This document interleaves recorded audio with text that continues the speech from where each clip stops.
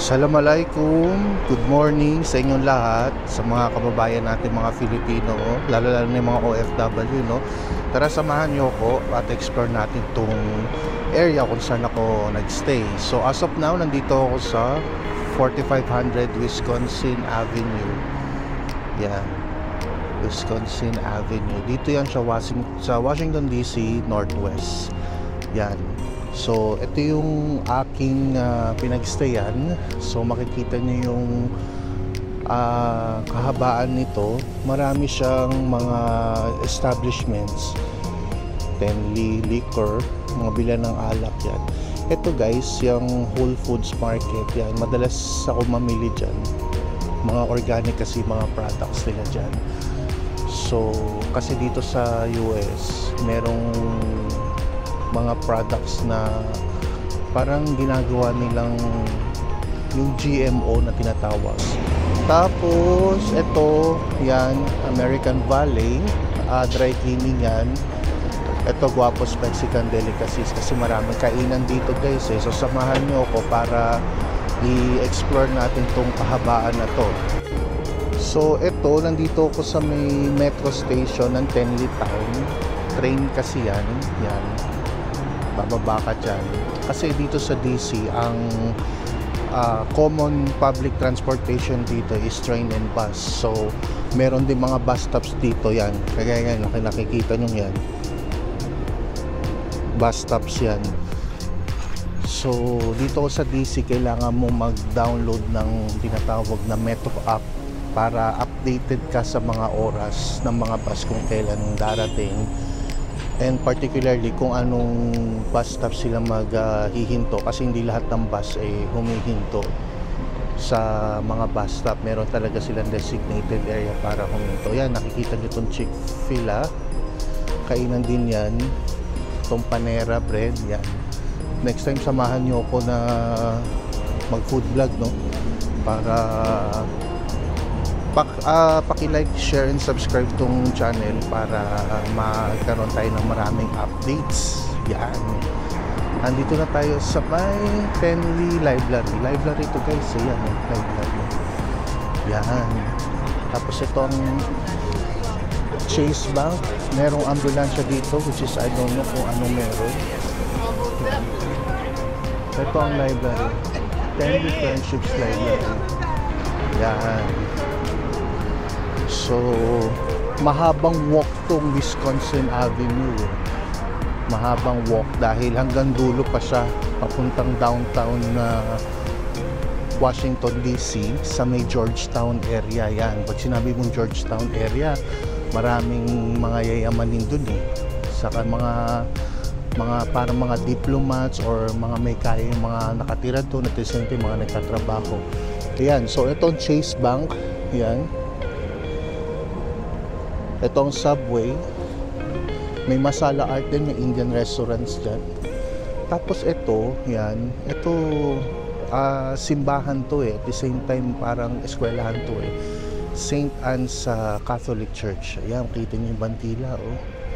Yan, maraming establishments dito may bandila ng US. So mga patriotic kasi yung mga tao dito eh, no? So sana sa Pilipinas, no? Although marami naman akong nakita mga bandila nung nandun ako sa Pilipinas. So ito ang Mattress Warehouse. Yan. And sige, lakad tayo. Lakad pa tayo dun.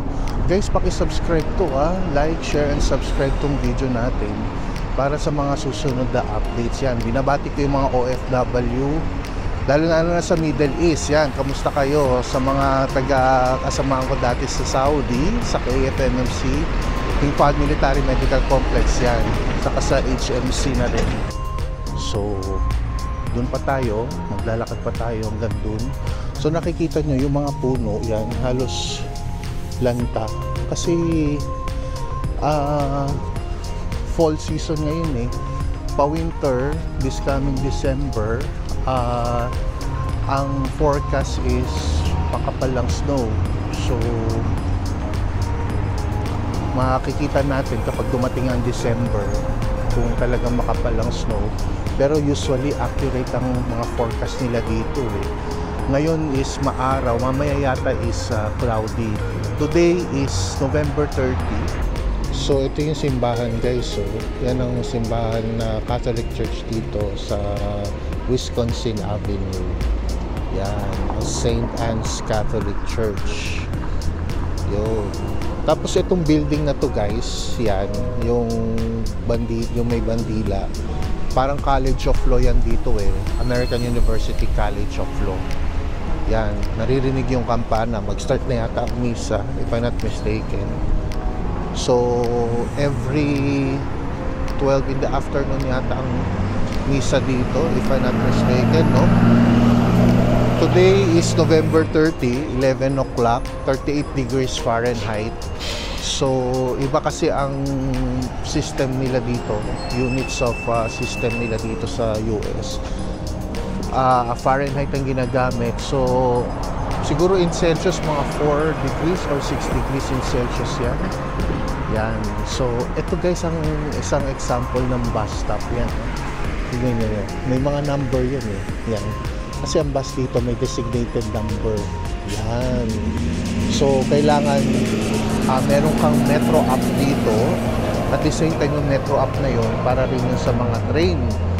So, one of these days, samahan nyo ko para ipakita ko sa inyo yung train. Magmala virtual tour tayo. Yan. So, ito ang bus. Yan. Kita nyo yung bus. Nakastop.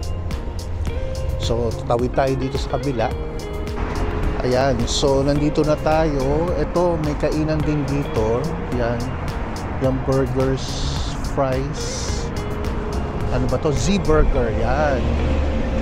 Guys, hatiin ko tong video. Gagawin kong sigurong part 1 and part 2 kasi medyo mahabang lakarin to eh. Kaya paki-subscribe tong channel natin. Paki-like na rin to at the same time paki-share na rin. So ito, nandito tayo, Tenley Market Liquor. Kasi dito guys, hindi basta-basta nakakabili ng liquor. Dapat meron kang nasa tamang edad ka. 21 yata if I'm not mistaken. Or minsan hininga pa nila na identification yan. So ito ang Popeyes. Yan, nakakain na ako dyan. Sa Saudi rin, nung nasa Saudi ako, nakakain na rin ako dyan. Doon sa may Corniche, yan. Kamusta yung mga kababayan natin dyan sa Saudi. So okay naman. Tapos, ito guys, itong structure na to. Yan. Fire station to. Yan. So, ang mga sasakyan dito, yan, yung mga sasakyan na dumadating, pag lumalabas yung fire truck, humihinto sila. Priority kasi yun eh, kasi dahil emergency nga, kaya humihinto sila. Yan. So, nakatawid na tayo. Nandito na tayo sa may gasoline station. Yan. So, i-convert na lang into peso kung magkano yan. I think may kamahalan ng gasoline dito. Saka dito guys, pagka magpapagasolina ka, ikaw ang mag-fill in or fill up ng gas mo. Wala kasing mga gasoline boy dito. Saka pati pagpahangin ng gulong dito guys, may bayad. So nakalimutan ko na kung magkano, pero on your own talaga dito. Tapos ayan, nakita nyo, dito tayo sa kabila.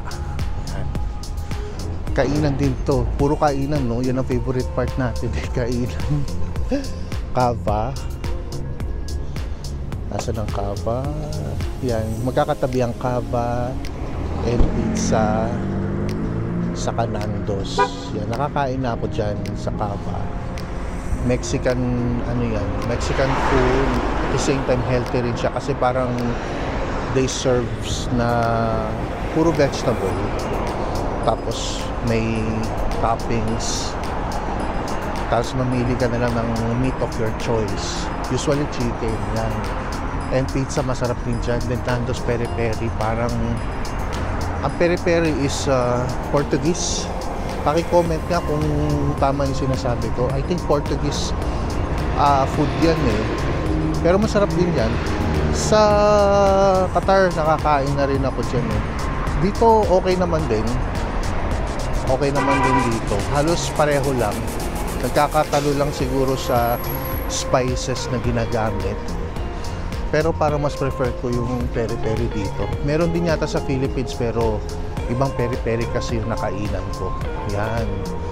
So subukan natin tumawid guys para ipakita ko sa inyo yung mapa sana ng Washington DC.